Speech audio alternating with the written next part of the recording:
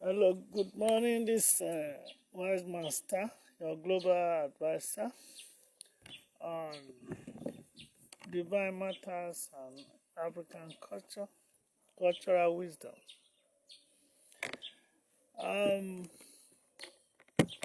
Man around town, we have brought another topic today and are asking whether African cultures there's room for changes or it's circumstance from generation to generation.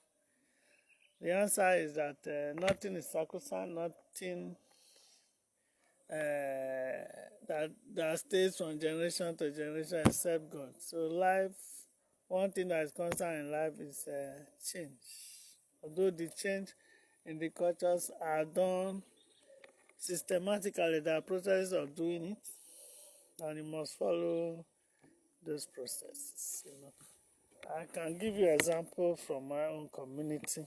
At the time when the population was not too wide, generations ago, family members of the large families are not allowed to marry from within. But as time goes on, they have circles upon circles within the same family. They now came together and agreed that, okay, the enlarged family can marry provided that it's not from within the nucleus circle. And they met and did the ritual and lifted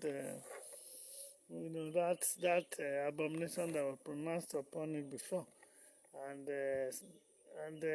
that is how it happens, in other African cultures as well when there is need for a change. Even in the Bible, I can also give you an example in the Bible book of Numbers 27.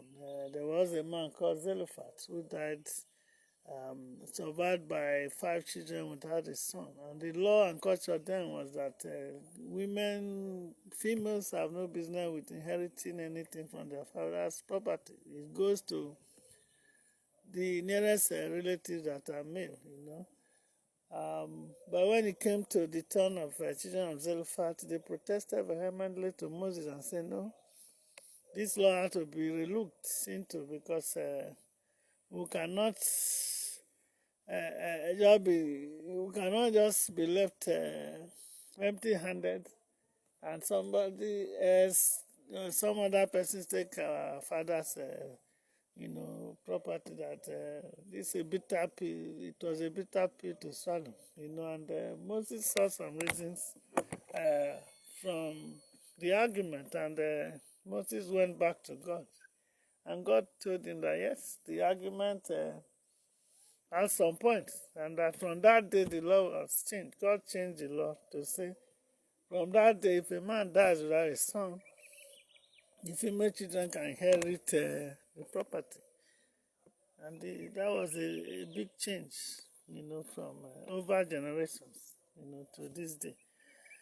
Then if you go to verse 36 of that same numbers, it came to a time when the family members, family of Joseph and Manasseh, they looked at it and went back to Moses and said, okay, the amendment is good, but what about if the ladies marry outside the family? It means they are taking away our inheritance to other families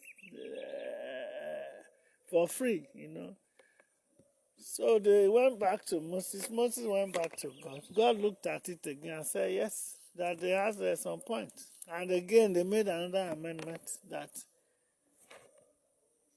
inheritances can only go to women on the condition that they will not marry outside the enlarged family, so that other people will not come and inherit away the property. So these are the process by which changes are made in cultures. Man around town, I hope you are okay with that explanation. Thank you.